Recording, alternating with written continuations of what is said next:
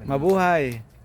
Ito na po ang ating expert ng pag-alis ng kaliskis. Ay, kumusta? Sino ka ba? Taga saan ka? Dito lang. Oh, anong ginagawa mo? Parang ang bilis mo. Sapato. Ang bilis mo magtanggal ng kaliskis. Bakit? Lutuin mo ba yan o ano?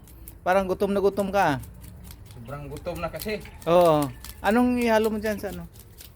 Sa Haluan ng malunggay. ano pa? Yung mga tanglad, ganon. Mga tanglad. May bitsin ka ba dyan o ano wala? Wala nang bitsin to. Oo, Sarap nakakasi... na to.